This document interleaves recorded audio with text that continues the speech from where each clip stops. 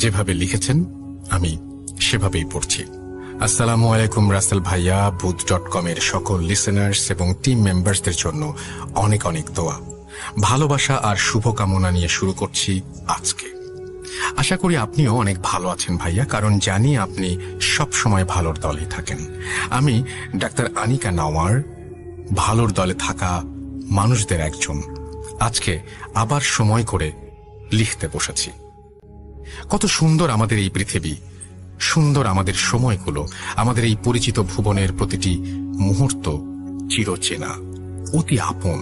কিন্তু অতি পরিচিত এই মুহূর্তগুলোর সাথে হঠাৎ যদি সম্পূর্ণ অদেখা কোনো ভুবনের সংযোগ ঘটে যায়, যদি সামনে চলে আসে এমন অযাচিত কোনো অস্তিত্ব যাকে এই লৌকিক ভুবনে দেখতে পাওয়ার কথা নয়, তখনই বোধহয় অবতারণা ঘটে অলৌকিকের। আজকে এমনই এক অলৌকিক ঘটনা শেয়ার করতে চাই ভূত.com পরিবারের সাথে। আশা করি ঘটনাটি আপনার ভালো লাগবে আর লিসনারদের সাথে শেয়ার করবেন। ঘটনাটি সংগ্রহ করেছি আমার এক নিকট আত্মীয়র কাছ থেকে, যার পরিবারের একজন পূর্বপুরুষের সাথে এই ঘটনাটি ঘটেছিল, এবং তার একান্ত অনুরোধেই আমি চরিত্রগুলোর ছদ্মনাম ব্যবহার করে ঘটনাটি বর্ণনা করছি। সরাসরি আসল ঘটনায় চলে যাই। সময়কালটা তখন 1940 কি 1945-এর মধ্যেই হবে। পাবনা জেলার রামনগর গ্রামের কথা বলছি। সেই গ্রামের দুরন্ত দুই তরুণ, মোবারক আর নূর সালাম, অত্যন্ত ভালো বন্ধু তারা, এবং বয়সটা ওদের দুরন্তপনার। দুজনেই 18 থেকে 22 বছরের মধ্যে। পাশাপাশি বাড়ি হওয়াতে ছেলেবেলা থেকেই একসাথে বড় হওয়া, পড়াশোনা, কাজে যাওয়া আর অবসর সময়ে বিভিন্ন রকম অ্যাডভেঞ্চার করেই কাটত ওদের। যে সময়টার কথা বলছি, সেই সময়ে কিশোর তরুণদের বিনোদন বলতে ছিল মাঝরাতে মাছ ধরতে যাওয়া, ভরা বর্ষায় ভীষণ খরস্রোতা নদী সাঁতরে পার হওয়া, শীতের সময় বাওরে বিলে বুনো পাখি শিকার করা। এদিক থেকে ওরা ছিল বেশ দুঃসাহসী, অ্যাডভেঞ্চার প্রিয়। ভূত আর অলৌকিককে খুব একটা বিশ্বাস ছিল না। রামনগর গ্রামের শেষ সীমানায় ছিল একটা বিশাল বাওর। শীতকালে সেই বাওর পূর্ণ হয়ে যেত নানা রকম দুর্লভ সব শীতের পাখি দিয়ে। কিন্তু সেই বাওরে পৌঁছানোর জন্য পার হতে হতো বিশাল একটি জঙ্গল। পারতপক্ষে দিনের বেলাতে কেউ জঙ্গলের ধারে কাছেও যেত না, আর রাতের বেলায় তো প্রশ্নই উঠত না, কারণ ওই জঙ্গল নিয়ে নানা রকম ভৌতিক কাহিনী প্রচলিত ছিল। যারাই ওই জঙ্গলে বা তার আশেপাশে যেত, তাদের অনেকেই অদ্ভুত আর ব্যাখ্যাতীত নানা রকম অভিজ্ঞতার সম্মুখীন হতেন। বিভিন্ন সময়ে কিছু মানুষ নাকি রাতের বেলা ওই জঙ্গলে শর্টকাট রাস্তা ধরেছিল দ্রুত গন্তব্যে পৌঁছানোর জন্য, কিন্তু তারা নাকি আর কখনোই গন্তব্যে পৌঁছায়নি। তাদের কোনো হদিসও মেলেনি। যাই হোক, একবার এক শীতকালে হলো কি, বন্ধুদের এক গল্পের আসরে অশরীরী নিয়ে নানা তর্ক বিতর্কে মুবারক আর নূর সালামকে তাদের কিছু বন্ধু চ্যালেঞ্জ ছুড়ে দিল যে যেহেতু তারা সাহসী, ভূতে বিশ্বাস করে না, তাই তাদেরকে এক শীতের রাতে ওই জঙ্গল পেরিয়ে বাওরে যেতে হবে, এবং তারা যে বাওরে গিয়েছিল সেটা প্রমাণস্বরূপ 2-1টি শীতের পাখি শিকার করে আনতে হবে। মুবারক আর নূর সালাম এতটাই অ্যাডভেঞ্চার প্রিয় ছিল যে চকচক করে উঠল তাদের চোখ। তারা 7-5 না ভেবেই এই চ্যালেঞ্জ গ্রহণ করে ফেলল। তারা আসলে রাতের বেলা ওই জঙ্গলে যেতে হবে এটা নিয়ে খুব একটা চিন্তিত ছিল না, কারণ আদতে তারা অলৌকিককে বিশ্বাসই করত না। যাই হোক, দুই বন্ধু খুব দ্রুত প্ল্যান করল যে রাতের আধারেই, অর্থাৎ রাতেই তারা বাওরে যাবে। বাসার বড়রা যদি জানতে পারে এই প্ল্যানের কথা, তাহলে তাদের কখনোই যাওয়া হবে না। তাই দুজন ঠিক করলো গভীর রাতে যখন সবাই ঘুমিয়ে পড়বে তখন ওরা দুজন বের হবে। যেই কথা সেই কাজ। নির্ধারিত রাতে সবাই ঘুমিয়ে যাবার পর মুবারক ও নূর সালাম বেরিয়ে পড়ল। রাত আনুমানিক 12টা হবে। ভয়াবহ রকম শীত পড়েছে সেই রাতে। তাপমাত্রা হয়তো 10 ডিগ্রিরও নিচে নেমে গেছে। ভয়ঙ্কর শীতে হু হু করে কাঁপতে কাঁপতে ওরা জঙ্গলের কাছে পৌঁছে গেল। ওদের সাথে পাখি ধরার ফাঁদ আর পুরনো আমলের একটি শটগান আর স্বল্প আলোর একটি টর্চ লাইট। শীতের পরিষ্কার আকাশে ঝলমলে জ্যোৎস্না, কিন্তু এত বেশি ঘন কুয়াশা যে 2 হাত দূরের জিনিসও ভালো মতো ঠাহর করা যায় না। কনকনে শীতের রাতে ঝকঝকে চাঁদের আলো আর ঘন কুয়াশার সাদা চাদর ভয়ানক অদ্ভুতুরে এক দৃশ্যপট তৈরি করল। ওরা দুজন জড়সড় হয়ে কাঁপতে কাঁপতে গ্রামের বড় রাস্তা থেকে নেমে মাটির রাস্তা ধরে জঙ্গলের গভীরে প্রবেশ করল। এইবার কিন্তু ঘন গাছের আড়ালে চাঁদে ঢাকা পড়ে গেল। ওরা টর্চ আর মৃদু আলোয় সামনে এগোতে থাকলো। হঠাৎ নূর সালাম দাঁড়িয়ে গেল। মোবারক ওর দিকে প্রশ্নসূচক দৃষ্টিতে তাকালে নূর সালাম বলে উঠল, আমরা ছাড়া এখানে আরো কেউ আছে আমি নিশ্চিত। মোবারকও দাঁড়িয়ে একটু বোঝার চেষ্টা করতেই স্পষ্ট টের পেল ওদের কিছুটা পেছনে জঙ্গল থেকে একটা অস্বাভাবিক লম্বা, অত্যন্ত শীর্ণকায় মানবাকৃতির একটি কুঁচকুঁচে কালো অবয়ব রাস্তায় বেরিয়ে এসেছে। নিকষ কালো অন্ধকারে ভালো করে কিছু বোঝা যাচ্ছে না, কিন্তু হতবাক হয়ে ওরা লক্ষ্য করল ওই প্রায় 10 ফুট লম্বা অবয়বটির সাথে একটি চতুষ্পদ পশুর মতো আরো একটা কিছু আছে। এই প্রথমবারের মতো ওরা দুজন একসাথে উপলব্ধি করতে পারল যে কি বোকামিটাই না ওরা করেছে এই জঙ্গল নিয়ে সব ঘটনাকে অবিশ্বাস করে। অস্বাভাবিক লম্বা সেই অবয়বটি হঠাৎ তার শীর্ণকায় একটি বাহু উঠিয়ে সরাসরি ওদের দুজনের দিকে নির্দেশ করল, যেন দেখিয়ে দিল ওদেরকে। আর সেই অশরীরীর নির্দেশে ওই পশুটি তাদের দিকে এগিয়ে আসলো। ওটা যদি কুকুর হয়ে থাকে তাহলে ওটা কমপক্ষে একটি বাছুরের সমান বড় হবে। ধবধবে সাদা ওই পশুটি অলৌকিক স্বরে গর্জন করে উঠল। ওটার টকটকে লাল চোখের জলজলে হিংস্র চাহনি স্পষ্টই বুঝিয়ে দিল যে এই জগতের কেউ নয়। আস্তে আস্তে এগিয়ে আসছে ওটা। ভয়াবহ আতঙ্কে নূর সালাম ও মুবারক আবিষ্কার করল ওরকম পশু একটা নয়, আরো আরো অনেক অনেক অনেক পশু বের হয়ে আসছে বনের ভেতর থেকে। চারিদিক থেকে ঘিরে ফেলেছে ওদেরকে অন্য জগতের ধবল সাপদগুলো। একযোগে আর্তনাদ করে উঠল ওগুলো একত্রে।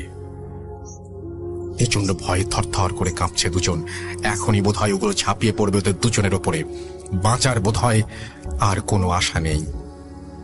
ওদের এই ভয়াবহ আতঙ্ক দেখে হঠাৎ তীব্র জান্তব ও পাশবিক স্বরে হেসে উঠল পিছনে দাঁড়িয়ে থাকা সেই কালো শীর্ণকায় মূর্তিটি, যেটা খুব মজা পেয়েছে ওদের আসন্ন মৃত্যু আতঙ্ক দেখে। এইবার শেষ চেষ্টা হিসাবে মুবারক নূর সালামের হাত ধরে টান দিয়ে প্রাণপণে ছুটতে লাগলো। ঊর্ধ্বশ্বাসে দুজন ছুটছে, আর যত দোয়া কালাম জানা আছে সব পড়ছে। বুঝতে পারছে পেছনে ছুটে আসছে ওই জিনিসগুলো। চারিদিক থেকে যখন ওদের সম্পূর্ণ ঘিরে ফেলেছে সাপদগুলো, আর কোনো রাস্তা নেই, তখন হঠাৎ ওরা দেখল জঙ্গলের মধ্যে বিরাট এক অশ্বত্থ গাছ, এবং তার ঠিক নিচেই একটা বিশাল কুয়া। আর সেই কুয়ার নিচ থেকে বিচ্ছুরিত হচ্ছে মৃদু একটি আলোক রশ্মি। ওরা আর কোনো উপায় না পেয়ে দেরি না করে প্রাণ বাঁচাতে কুয়ার গায়ে বাঁধানো ইট বেয়ে তরতর করে নিচে নেমে গেল। কুয়ার পাশে মাটিতে পড়ে রইল ওদের শটগান, টর্চ আর পাখি ধরার ফাঁদ। শীতেও দরদর করে ঘেমে উঠল দুজন। কুয়ার একদম নিচে মাটিতে পৌঁছাতে ওরা অবাক হয়ে খেয়াল করল কুয়ার দেয়াল থেকে একটা সুড়ঙ্গ চলে গেছে মাটির নিচ দিয়ে। আলোটা ওই সুড়ঙ্গ দিয়ে আসছে। ওরা কি করবে বুঝতে না পেরে সুড়ঙ্গ বরাবর এগোতে থাকলো। জাস্ট একটা বাঁক ঘুরতেই ওরা দেখল একটা ছোট্ট গুহার মতো জায়গা। আরো বিস্ময় অপেক্ষা করছিল ওদের জন্য। ওরা দেখল সেই গুহায় টিমটিমে একটি প্রদীপ জ্বালিয়ে বিশালাকার একটি পুঁথির মতো পুস্তকের ওপর ঝুঁকে রয়েছেন একজন বৃদ্ধ, যেন অত্যন্ত মনোযোগের সাথে পড়ছে সেই গ্রন্থটি। ধবধবে সাদা কাপড় পরা সেই বুজুর্গ ব্যক্তির পোশাক, মাথার বিরাট পাগড়ি, বিশালাকার সফেদ দাড়ি ও চুলে ঢেকে যাওয়া নিখুঁত সুন্দর চেহারা এবং জীর্ণ হলুদ বর্ণ ধারণ করা পুঁথিটি এবং তার বসে বসে সেই পুঁথি পড়ার ভঙ্গিটি স্পষ্টই বলে দিচ্ছিল যে তিনি ওই সময়ের ওই স্থানের কেউ নন, হতেই পারেন না। মুবারক শুকনো গলায় বলে উঠল, কে কে ওখানে? ওদের প্রশ্ন শুনে ধীরে ধীরে মুখ তুলে ওদের দিকে তাকালেন বৃদ্ধ। নিষ্পৃহ আর শূন্য একটা দৃষ্টি তার কাচের স্বচ্ছ দুই চোখে। সম্পূর্ণ অচেনা এক ভাষায় ওদের দুজনকে ধমক দিয়ে উঠলেন। এরপর স্পষ্ট বাংলা ভাষায় ওদের গ্রামের স্থানীয় ভাষাতেই ধমক দিয়ে উঠলেন। বললেন যে এটা ফাজলামি করার জায়গা না, এবং তিনি বলেন যে ঘুরে বসো আর দোয়া কালাম পড়তে থাকো, কোনো মতেই বাইরে যাবে না। যেন বাইরে থেকে ওদের সাথে কি হয়েছে তা সম্পর্কে সবকিছুই জানেন সেই বৃদ্ধ। এই চিন্তা করার সময় নেই। মোবারক আর নূর সালাম দ্রুত বৃদ্ধের দিকে ঘুরে পেছন ফিরে বসে কালিমা আর জানা সব দোয়া কালাম পড়তে থাকলো। সময় যেন থমকে গেছে। বাইরে থেকে ভেসে আসছে শত শত অজানা সাপদের ভয়াবহ গর্জন আর ঝড়ের মতো তাণ্ডবের আওয়াজ। কতক্ষণ চলে গেল ওরা জানে না। পেছনে তাকানোর কোনো সাহস নেই। দুজনের তন্দ্রা নেমে এলো চোখে। হঠাৎ আবার বৃদ্ধের ধমক। এখনই বের হয়ে যেতে বললেন তিনি। সোজা চলে যেতে বললেন, ডানে বাঁয়ে কোনো দিকে না তাকিয়ে। এক্ষুনি বের হতে হবে, এই মুহূর্তে। হঠাৎ ওরা শুনল ফজরের আজানের শব্দ ভেসে আসছে। ওরা দুজন বেরিয়ে যাবার আগ মুহূর্তে ওই বুজুর্গকে ধন্যবাদ দিতে যেই ঘুরবে, তখনই গমগম কণ্ঠস্বর পিছনে না তাকানোর জন্য হুঙ্কার দিল সে। এবং আজকের এই ঘটনা বাইরের কাউকে না জানাতেও সাবধান করে দিল আরো একবার। সোজা যেভাবে নেমেছিল সেই পথেই উঠে যেতে বলল। অন্ধকার আছে তখনও, কিন্তু কোনো সমস্যা হলো না। বাসায় না পৌঁছানো পর্যন্ত ছুটতে থাকলো ওরা ততক্ষণ, এবং বড়রা ততক্ষণে উঠে পড়েছে। ওরা বাসার কাছে পৌঁছেই ভীষণ অসুস্থ বোধ করল। মোবারকের চলে আসলো উচ্চ মাত্রার জ্বর, আর নূর সালামের অবনতি এবং বমি হতে থাকলো। বড়দের হাজার প্রশ্নের পরে ওরা কোনো উত্তর দিল না যে কি হয়েছে, কোথায় গিয়েছিল। কিন্তু অবস্থা বেগতিক দেখে হুজুর ডাকা হলো। হুজুর গোপনে ওদের সাথে কথা বলে বুঝলেন প্রথমে ভয়ঙ্কর খারাপ কিছুর খপ্পরে পড়েছিল ওরা। প্রাণটা হয়তো ওই রাতেই চলে যেত, কিংবা হয়তো হারিয়ে যাওয়া মানুষগুলোর মতো ওদের আর কখনোই ফিরে পাওয়া যেত না। ওই রহস্যময় বুজুর্গ ব্যক্তিটি ওদেরকে কুয়ায় আশ্রয় দিয়েছেন। সেই যাত্রায় সে কারণেই তারা প্রাণে বেঁচে গেছে। যাই হোক, হুজুরের রুকাইয়াতে আস্তে আস্তে ওরা সুস্থ হয়ে ওঠার পর ওদের মনে পড়ে যায় যে ওদের শটগান, পাখি ধরার অস্ত্র আর টর্চ লাইট সব ওই কুয়ার পাশে ফেলে এসেছিল ওরা। একদিন ওরা সাহস করে আরো কিছু লোকজন নিয়ে সেই জিনিসগুলো ফিরে আনতে গেল। ঠিক সেই কুয়ার পাশে পড়ে থাকার কথা ছিল সেগুলোর। সেই বিরাট অশ্বত্থ গাছের নিচে জিনিসগুলো যে হয়ে পড়েছিল সেভাবে আছে, কিন্তু সেখানে আদৌ কোনো কুয়া নেই। মুবারক, নূর সালাম একে অপরের দিকে হতবিহ্বল হয়ে কিছুক্ষণ তাকিয়ে রইল, কিন্তু টু শব্দটি করল না তারা। ওদের জিনিসগুলো নিয়ে দ্রুত বাড়ি ফিরল ওরা। এরপর ওদের বন্ধুরা পাখি না আনতে পারার জন্য যতই ওদের খেপালো না কেন, ওরা একটিও উচ্চবাচ্য করল না। ওদের আচরণের সাথে যা একেবারেই মিলল না। বন্ধুরাও তাদের এই পরিবর্তনের জন্য খুবই অবাক হয়েছিল। দুরন্তপনা ওদের চলে গিয়েছিল একেবারেই। এরপরের কাহিনীটি খুব ছোট। বন্ধুদের কোনো এক আড্ডায় অশরীরী অলৌকিক এই সমস্ত প্রসঙ্গ উঠলে খুব কৌশলে এড়িয়ে যেত ওরা দুজন। আর ভূতে বিশ্বাস করে কি না করে সরাসরি জানতে চাইলে শুকনো একটা হাসি দিয়ে চুপ হয়ে যেত।